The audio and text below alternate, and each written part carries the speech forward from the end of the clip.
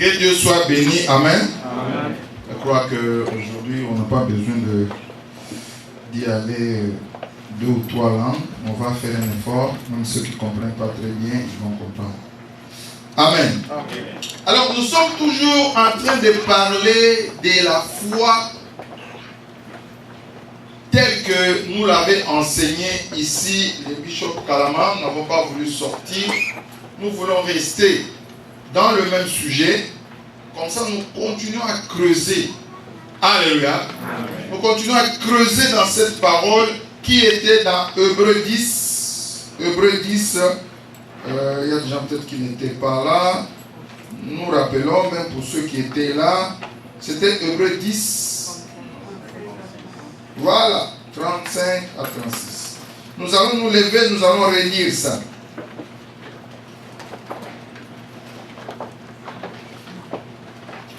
À 3, on va lire. Ceux qui n'ont pas de Bible, ils vont suivre le tableau. À 3, 1, 2, 3.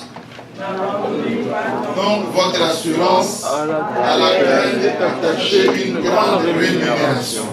Car vous avez besoin de persévérance, afin qu'après avoir accompli la volonté de Dieu, vous obteniez ce qui est promis. Amen. Amen. On reste debout, on lit encore un passage, comme ça on va s'asseoir une bonne fois. Jean 5. Attendez. Jean 5. Jean 5.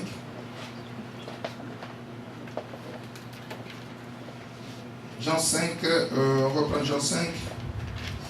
Et puis, Jean 5, 1 jusqu'à 9. On attend qu'on nous mette ça au tableau. Jean 5, 1 jusqu'à 9. Pour qu'on lise ensemble. Ok, c'est déjà au tableau. Ceux qui n'ont pas de Bible, ils vont suivre. Ceux qui ont des Bibles vont suivre dans leur Bible. À 3, 1, 2, 3. Après cela, il y eut une fête des Juifs. Et Jésus monta à Jérusalem. Or, à Jérusalem, près de la porte des Brebis, il y a une piscine qui s'appelle en hébreu Bethesda, et qui a 5 portiques.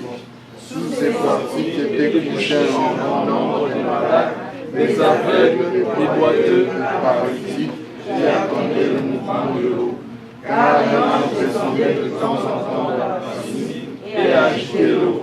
Et celui qui descendait de l'eau, après que l'eau avait agité, était guéri, quelle que fût sa maladie.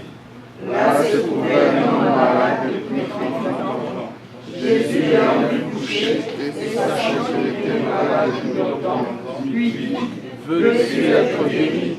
Le malade lui répondit, Seigneur, je ne fais personne pour me jeter dans la piscine quand l'eau est agitée, et pendant que j'y vais, un autre descend avant moi. Lève-toi, lui dit Jésus, prends ton lit et marche. Aussitôt cet homme fut guéri, il prit son lit et marcha. Amen. Amen. Nous allons nous asseoir. Amen. Alors, nous faisons un petit retour en arrière. Dimanche dernier, nous avons encore parlé de n'abandonner donc pas votre assurance. Donc, croire que Dieu est vrai et Jésus est vrai. Alléluia. Je crois de tout mon cœur, de toute ma force, de toute ma pensée. Parce que quand Jésus parle, on lui demande quel est le premier commandement. Il dit, tu aimeras ton Dieu de tout ton cœur. Vous voyez les termes, hein? De toute ton âme, de toute ta force et de toute ta pensée. Amen. Pas tu aimeras seulement ton Dieu, point. Non. De tout ton cœur, de toute ton âme, de toute ta force et de toute ta pensée. Amen. Amen. Alors, donc dire que l'assurance, c'est que je crois aussi de tout mon cœur, de toute ma force, de toute ma pensée, avec toute mon énergie. Je crois en Dieu, je crois en Jésus-Christ son Fils. Alléluia. C'est comme ça que je le crois. C'est pour ça qu'il n'abandonnez pas votre assurance. Je disais encore dimanche dernier qu'on ne dit pas n'abandonnez pas votre croyance. Amen. N'abandonnez pas votre croyance. Jacques 2, 18 dit quoi? Tu crois qu'il y a un seul Dieu, tu fais bien. Les démons les croient aussi et ils tremblent. Ça veut dire que tu ne veux pas les croire seulement. Oh, moi, tu crois en Dieu? Je crois en Dieu. Quand nous allons à l'évangélisation, tu dis à quelqu'un, tu crois en Dieu. Mais qui ne croit pas en Dieu? Tout le monde croit en Dieu. Amen. Est-ce que tu es un enfant de Dieu? Mais qui n'est pas un enfant de Dieu? Satan n'a créé personne. Amen. Oh, c'est mal comprendre les évangiles. Alléluia. Tu crois qu'il y a un seul Dieu, tu fais bien. Mais les démons croient aussi et ils tremblent. Donc, on veut dire que ne reste pas seulement dans le fait de croire. Amen. Tu dois entrer dans l'assurance. J'avais dit le dimanche dernier, c'est un dernier niveau de la foi. Dieu, il est le dernier niveau. Alléluia. C'est pour ça qu'il nous donne une alliance excellente. Vous savez, quand nous faisons les superlatifs, excellence c'est la fin. Alléluia. Parce que si quelqu'un à l'école, on dit sa note est excellente. Après excellent, il n'y a plus rien. Mais on peut dire qu'il a une note bonne, très bon, et il commence à monter. Quand on arrive à excellent, c'est-à-dire après excellent, il n'y a plus rien. Il n'y a pas de très excellent. Il ne faut jamais dire c'est très excellent, ça n'existe pas. Excellent, c'est la fin. Alléluia. Maintenant, ici, on se parle de la foi comme d'une assurance, c'est-à-dire c'est la fin. Tu as cru, mais tu es arrivé à l'assurance. Que je crois pertinemment, je crois personnellement, je crois de tout mon cœur, comme j'ai dit, de toute ma force, de toute ma pensée, je crois. Alléluia. N'abandonnez donc pas votre assurance, à laquelle quoi est attachée une grande rémunération, c'est-à-dire une grande récompense. J'ai parlé encore dimanche dernier que les hommes aiment les cadeaux. Amen. Hein? Les hommes aiment les cadeaux. Et Dieu le sait. Voilà pourquoi il a dit, pour que ces gens soient avec moi, je dois leur parler aussi des cadeaux. Que si vous avez une grande assurance, vous aurez des cadeaux. Alléluia. Vous aurez un salaire, une grande rémunération. Bien aimé, ce n'est pas pour rien que nous sommes là. Chaque mardi, nous sommes là. Chaque samedi, nous sommes là. Chaque dimanche, nous sommes là. Nous, chez nous, nous prions, nous lisons la Bible. Bien aimé, ce n'est pas pour rien. On ne passe pas le temps. Je vous assure, on ne passe pas le temps. Alléluia. Dimanche dernier, je vais faire un petit rappel pour ceux qui n'étaient pas là. Dimanche dernier, nous avons lu quelque chose dans le livre de Luc où nous avons parlé du mauvais riche et du pauvre Lazare. Amen. Ça, c'était dimanche dernier. Nous avons montré quelque chose, la rémunération que Dieu donne, le salaire que Dieu donne, c'est le salaire de la vie éternelle. Alléluia. Ça, c'est le plus grand salaire. La vie éternelle. Tu as la vie éternelle. Quand tu crois en Jésus, quand je dis croire assurance, pas croire comme les démons. Croire assurance. Tu as déjà la vie éternelle. Tu es assuré d'avoir la vie éternelle. Tu es assuré de marcher dans la vie éternelle. Amen. Pas que tu auras la vie éternelle après. Non. Tu crois en Jésus, tu as la vie éternelle tout de suite. C'est pas quand tu vas mourir. Est-ce que tu as la vie éternelle? Oui, quand je vais mourir, j'aurai la vie éternelle. Non. Alléluia. Ce sont des choses que je vais expliciter dans les cours, dans les affermissements. Bien aimé, si ces choses-là sont un peu floues pour toi, soit dans les affermissements, on ne chasse personne, au contraire, on invite le plus de gens possible. Que tu viennes comprendre la vie éternelle, recevoir Jésus, recevoir la vie éternelle. C'est comment la vie éternelle? C'est quoi exactement? Il faut que tu sois au clair de tout ça. Si tu n'as pas compris ça, bien aimé, tu risques de passer le temps ici. Amen. Alléluia. C'est pour ça que nous organisons un cours d'affirmation. Aujourd'hui, dimanche dernier, ça a marché, ça n'a pas marché, les gens étaient venus, ils sont rentrés. Aujourd'hui, nous espérons que vous soyez là. Pour ceux qui devaient être là, nous commençons le cours aujourd'hui. Vous allez voir, c'est très intéressant. Amen. Vous allez découvrir beaucoup de choses. Alors, bien aimé, nous avons dit donc le dimanche dernier que les riches moururent, les pauvres moururent aussi, mais on a vu les riches, on a parlé du riche dans les séjours des morts. Pendant qu'on parlait de Lazare dans les seins d'Abraham. Les seins d'Abraham, c'est là où les enfants de Dieu vont se retrouver. Pourquoi? Parce qu'Abraham, c'est le père de la foi. Alors comme on a vu, on a montré Lazare dans les seins d'Abraham, ça veut dire que Lazare comme croyant était dans les lieux de repos des croyants. Amen. C'est Jésus lui-même qui parlait. Vous savez, il n'y a vraiment personne de très fiable qui soit venu, qui nous raconte ces choses, à part le Fils de Dieu. Il était là-bas, il est venu, il nous raconte des choses de là-bas. Amen. C'est lui qui donne la parabole, qui dit que non, les mauvais riches étaient dans les séjours des morts et les pauvres Lazare étaient dans le sein d'Abraham. J'avais dit dimanche dernier, ça ne peut pas dire que Lazare était dans le sein d'Abraham parce qu'il était pauvre. Qu'on ne te trompe pas que si tu vas aller au ciel, il faut être pauvre. Ce n'est pas vrai. Alléluia. Ce n'est pas vrai. Pour aller au ciel, c'est Jésus, c'est fini. Croire en Jésus, marcher en Jésus. Amen. Hein? Voilà.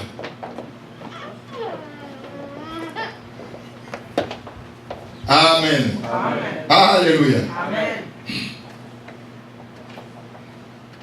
Quelqu'un peut être très riche, il entre au ciel. Il a cru en Jésus, c'est tout.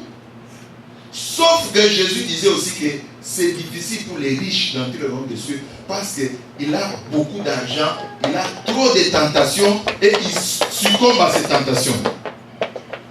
Amen. Alléluia. Alors nous avons montré ça le dimanche dernier, donc la vie éternelle. Les pauvres moururent, les riches moururent aussi. Je vais revenir doucement dans ce que je disais la fois dernière. Vous savez, comme maman Hélène disait ici tout à l'heure, que nous venons de prendre un grand jeune homme. Dimanche dernier, je parlais de la mort. C'est la mort. N'ayez pas peur qu'on parle de la mort. Amen. Vous avez déjà parlé de la mort, on nous fait peur. Non. C'est une réalité. Alléluia. C'est une réalité. Vous voyez, je parlais de ça dimanche dernier, et puis pendant la semaine, nous avons vu notre garçon là. Quand on a dit qu'on les connaît, c'est vrai qu'on les connaît. On connaît son père, sa mère. On a commencé à prier avec un Ngilingiri à Kinshasa. Pour ceux qui connaissent les mots. Le petit était tout petit là. Il allait à l'école avec nos enfants. À l'école. Et puis il est venu ici au Canada. Son père est resté. Son père savait que j'ai un garçon au Canada. Amen. Mais il s'est réveillé un matin, on lui dit voilà, ton fils est mort. Imaginez un papa qui est en Afrique, il sait que mon fils est au Canada, là où il y a tout. Mais on l'appelle, on dit non, ton fils, on l'a trouvé mort. Surtout qu'on ne savait pas qu'il était malade. Amen. Quel choc. Mais aussi, quel enseignement pour nous. Alléluia. Que l'amour, on marche avec elle. Elle peut nous surprendre n'importe quand. Alléluia. Le problème, c'est d'être préparé. Ce n'est pas avoir peur, c'est être préparé.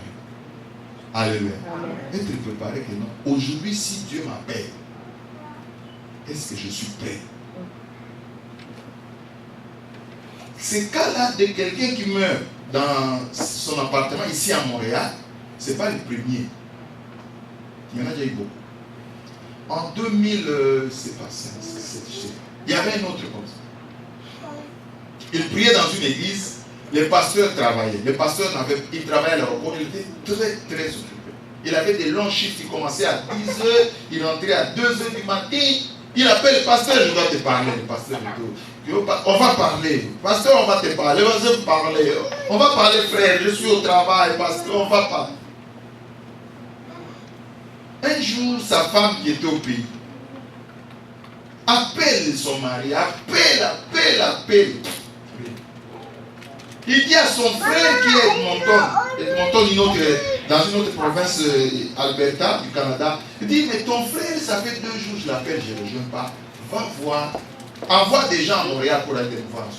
On vient dans l'appartement, on vient voir. Le monsieur était déjà mort depuis plusieurs jours. Amen. C'est vous dire que l'amour, on marche avec elle. L'amour est à côté de nous. Alléluia. Voilà pourquoi nous devons être assurés d'abord l'assurance de la vie éternelle. Parce que ça peut intervenir n'importe quand. Amen. Alléluia. Dans le cas de notre jeune Christian, ce n'est pas le premier. On en connaît ici à Montréal. C'est pour cela aussi, nous donnons des conseils toujours à l'église.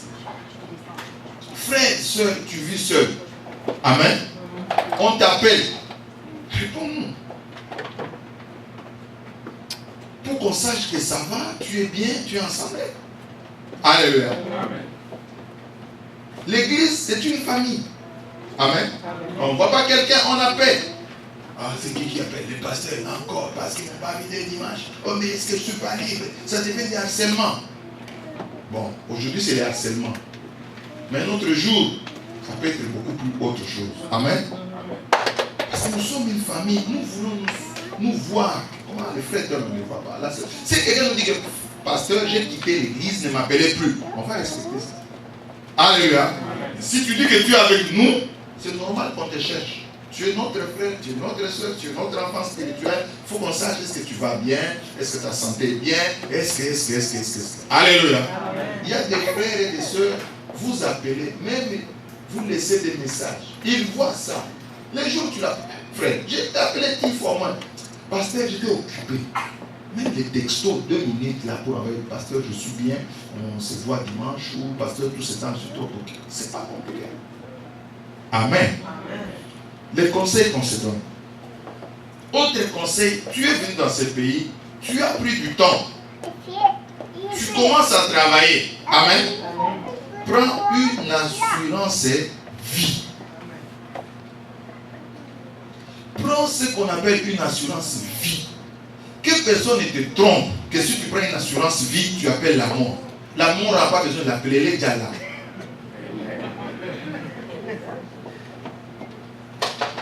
Amen. Ici, nous ne sommes pas en Haïti, nous ne sommes pas au Congo, nous ne sommes pas en Angola, nous ne sommes pas n'importe où. Ici, nous sommes au Canada, en Occident, où tout est réglé. Alléluia. C'est-à-dire que quelqu'un, le jour où il part, tout est déjà fait.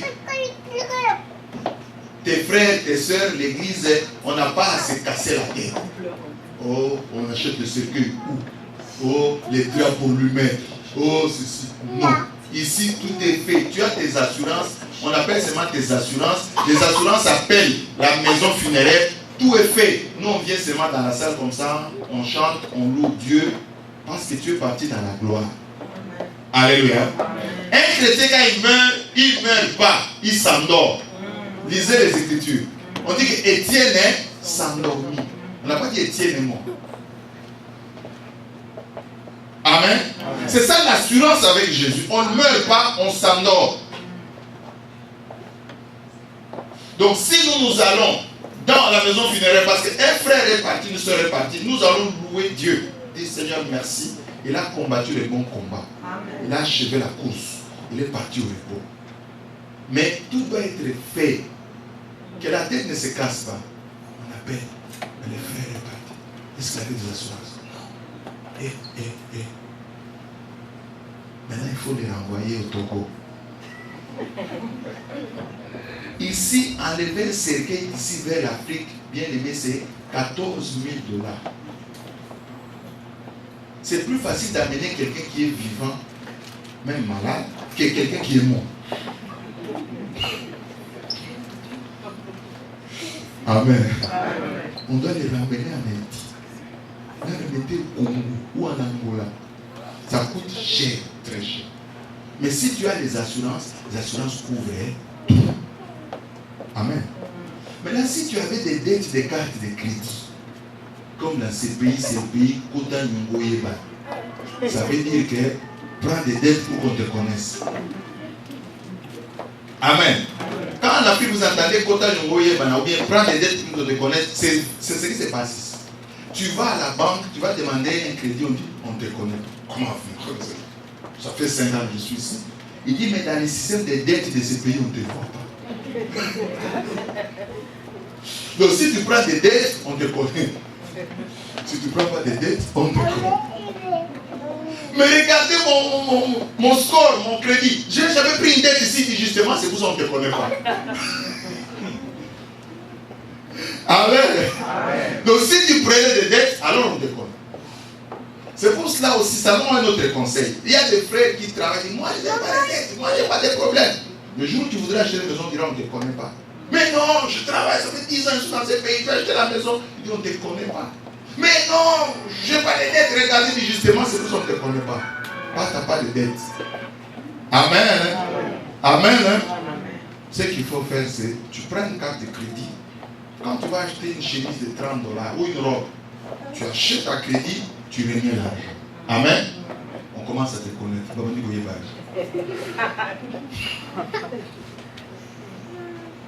Amen. Amen. Alors, bref, nous parlions donc de tout ce qui concerne les funérailles. Bien évidemment, on profite toujours de la parole de Dieu pour donner aussi des conseils comment vivre dans ce pays. Alléluia. Parce que nous sommes une église, il faut que nous vous informions de toutes ces choses. Il faut que nous vous informions. Donc, ce qui veut dire que tu as tes assurances. Les assurances, lui, ce n'est pas cher. Amen. Tu es seul, c'est 30 $ par mois, 35, des choses comme ça. Vous êtes à 2, 60, 65. Mais vous prenez ça. Le jour où vous avez un problème, Dieu vous appelle brusquement. Nous, on ne se casse pas la tête. Parce que imaginez-vous, 14 000 $, même si on fait des collectes à l'église, on ne va atteindre ça combien d'années? Chacun va amener 20 $, 10 $, 20 $, 10 $. Et ton corps va rester là-bas. Pendant 5 ans, nous cherchons 14 000 $. Alléluia. Mais si tu avais des assurances, nous allons pleurer calmement.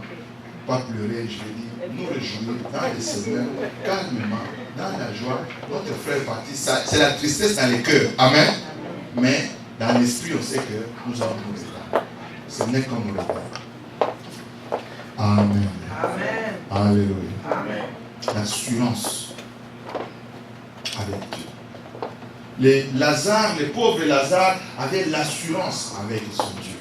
Et quand il est mort, tout droit dans le sein d'Abraham. On a même dit, on a répété la semaine dernière que Abraham dit au mauvais riche, toi tu as eu tes mots, tu as eu tes biens plutôt dans la vie. Amen. Mais lui, il a eu le mot. Maintenant, il est ici consolé. Et toi, tu souffres. Amen. Lui ici, consolé, mais toi, tu souffres. Bien aimé, l'assurance avec Jésus, ça nous assure qu'au ciel, nous serons consolés. Il n'y aura pas de larmes, il n'y aura pas de problèmes, il n'y aura pas de dettes, il n'y aura pas des affaires de ceci. Là-bas, c'est la joie complète pendant toute l'éternité. Et l'éternité, c'est un grand temps, je vous assure, ce n'est pas un petit temps. Où tu seras dans la joie, je serai dans la joie, nous serons dans la joie en train de nous réjouir. Avec tous les saints qui étaient par terre, nous allons voir Abraham, nous allons voir David, nous allons voir, David c'est toi, comment tu as composé les psaumes là? C'est extraordinaire, chante-nous un peu quelques psaumes là. Et il commence à nous chanter les psaumes, et ainsi de suite, et on met dans notre plan, c'est la joie tout le temps. Alléluia.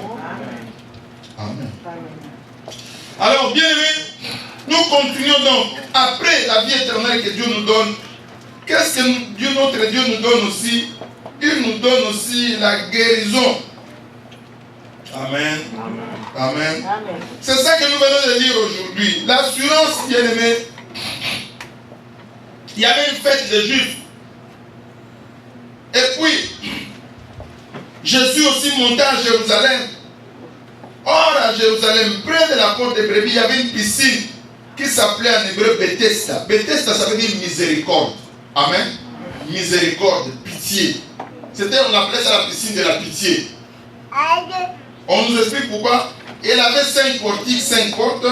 Sous ces portiques étaient couchés un grand nombre de malades, des aveugles, de boiteux, des paralytiques, qui attendaient le mouvement de l'eau. Pourquoi? Car un ange descendait de temps en temps dans la piscine et agitait l'eau. Et celui qui descendait le premier, après que l'eau avait été agitée, était guéri, quelle que fût sa maladie. Amen. Amen. Amen. Celui qui était descendu le premier, on n'a pas dit pas le deuxième, pas le troisième, pas le dernier, le premier. Il était guéri. Hier ici, nous avons parlé de la race des vainqueurs. Tous les samedis, si nous parlons de la race des vainqueurs. Alléluia. Bien, mais je vous ai dit, nous sommes en train de prêcher avec l'ancien Jean-Pierre sur la race des vainqueurs, dire que Dieu aime des choses excellentes.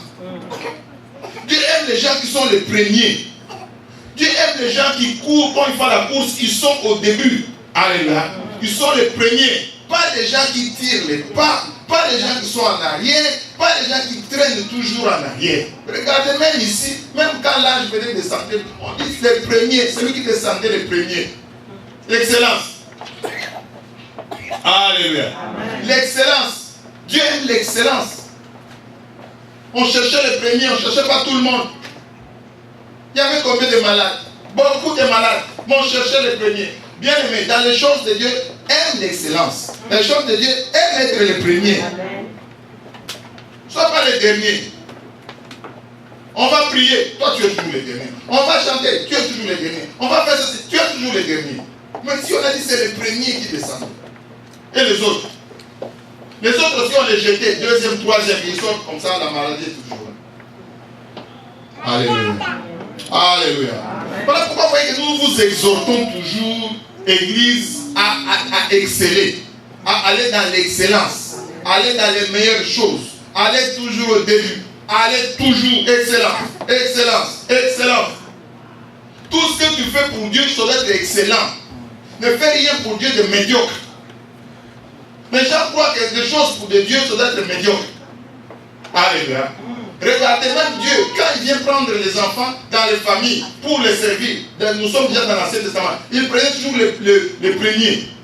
Alléluia. Premier, c'est la force. Amen. Même quand Dieu vient prendre les gens dans les familles pour les servir, souvent il prend le premier. Souvent il prend les gens sur qui la famille compte beaucoup. Il les prend. Amen. Moi je me rappelle quand Dieu m'appelait, mon père était malade. Il disait, mais non, j'ai des enfants ici qui n'ont pas étudié. Pourquoi me prendre seulement mon universitaire là, l'unique que j'ai? Non, papa pasteur Ngoy, je suis d'accord que mon fils peut nous prier maintenant, mais il est toujours à l'église, il doit chercher du travail. Regarde l'âge que j'ai, je suis devenu vieux. Qui va s'occuper de nous? Amen. Dieu aime l'excellence. C'est pour ça que tout ce que tu fais pour Dieu, fais des choses excellentes. Dieu n'aime pas, tu lui donnes les superflus, les temps superflus. Tu as pensé, tu as regardé les films depuis 15 heures jusqu'à 23 heures, c'est samedi, non? Tu es fatigué, tu fais. Maintenant je vais prier. Seigneur. Seigneur. Seigneur. Peut te chiffrer, Seigneur. Peut te chiffrer. Donc il a dit, tout quand il était fort, il regardait le film. Quand il est fatigué, il veut nous donner ce temps. Amen. Dieu aime les choses excellentes. Donne-lui les choses excellentes. Donne-lui ce que tu as de bon. Regardez dans le livre de Malachie. Amen. Dieu parle. Il dit non, maudit soit celui-là qui a dans son bétail des brebis fortes. Il va prendre la brebis là qui boite un peu. Il dit ça c'est pour Dieu. Est-ce que Dieu mange ça? Il dit quelque part, je vais prendre les excréments de vos brebis là, je vous les jette sur le visage. Maintenant si Dieu jette les excréments sur le visage de quelqu'un, partout il va chercher l'emploi. Quand il arrive, il regarde. Qu'est-ce que j'ai? Toi entre, il y a du travail. Toi entre, oh, mais j'ai fait quoi? Dieu t'a jeté les excréments sur le visage. Si les diables te jettent les excréments, Dieu va enlever. Maintenant, si Dieu te jette, qui va enlever? Tu vas voir les sorciers. C'est pour ça que vous avez vu en Afrique, même les gens vont voir les sorciers. Il arrive, les sorciers, pas toi, reste là-bas, n'entre pas. Tu vas dire même chose. Oh, moi, non, j'ai l'argent. Non, pas toi. C'est parce qu'il a vu sur toi que tu as la malédiction de Dieu. Les magiciens, on t'a dit c'est un grand magicien. Tu vas chercher des affaires là-bas, il dit non, pas toi. Qu'est-ce que ça va? Tu vas dire même chose. Va chercher des prêtres, des pasteurs. Sur toi là, je vois quelque chose de bizarre. Je n'ai jamais vu ça. En 40 ans de ministère.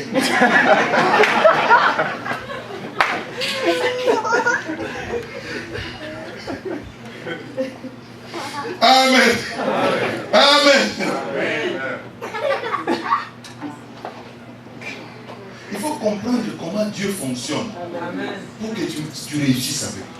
Écoutez, ici on dit les premiers qui étaient jetés. Oh bien aimé. Le Saint-Esprit veut que tu comprennes premier. Pas tout le monde. Alléluia. Pas tout le monde. La race des vainqueurs. C'est ça que nous parlons chaque samedi ici. Ne parle pas samedi bien. Nous parlons des choses très très importantes. La race des vainqueurs, tu connais ça. Alléluia. Le premier qui était jeté, le premier, l'excellence. Alors le premier qu'on jette, c'est le premier qui court plus vite. N'est-ce pas? S'il ne peut pas courir le malade, la famille qui réagit le plus vite.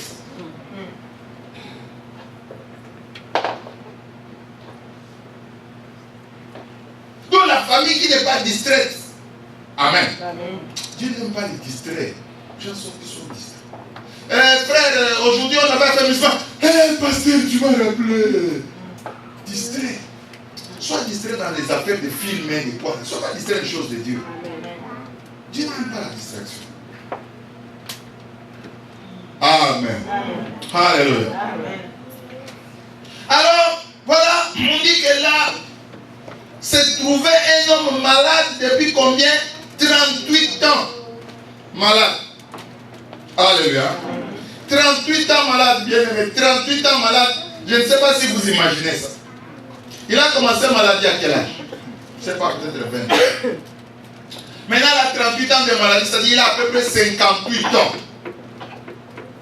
Mais toujours malade pendant 30 ans.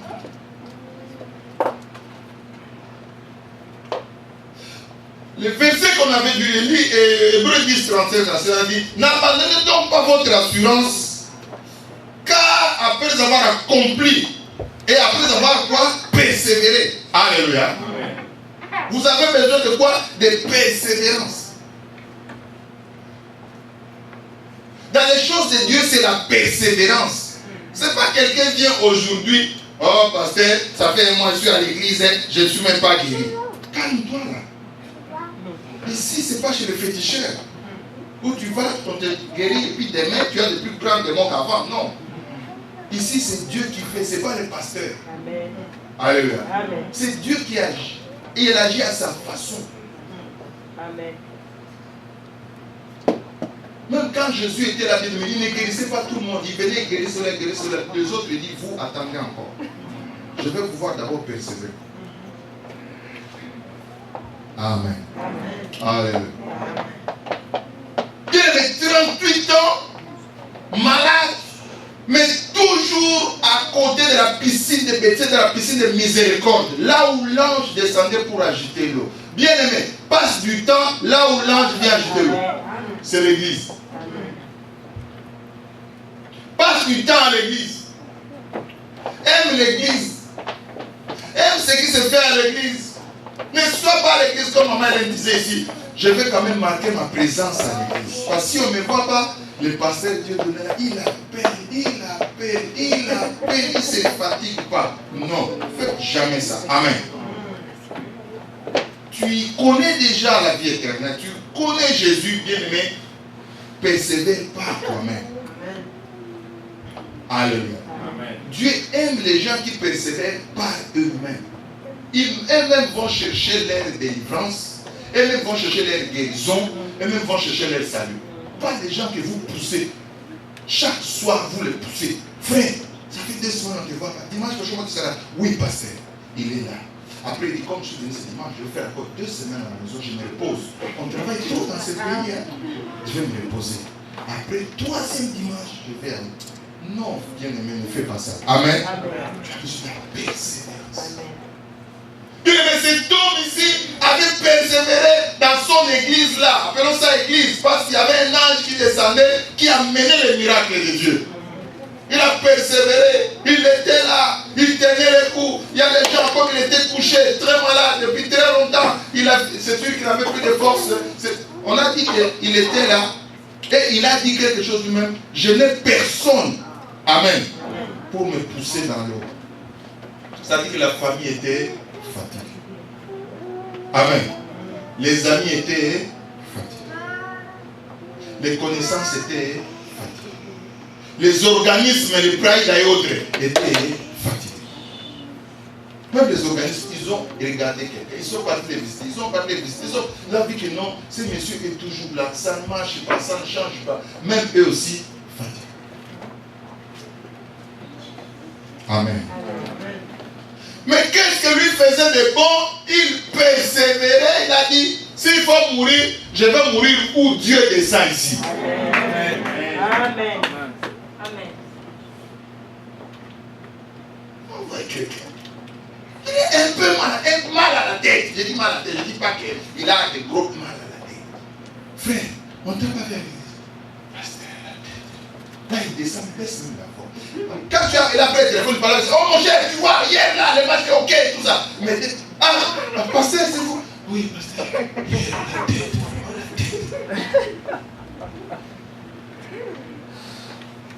Il me dit, on ne se moque pas de Dieu. Cet homme aura semé. Mais c'est ici où il y a la guérison. Amen. Si tu as mal à la tête, alors viens ici écouter la parole. En écoutant la parole, tu ne sais pas ce que Dieu va faire. Alléluia.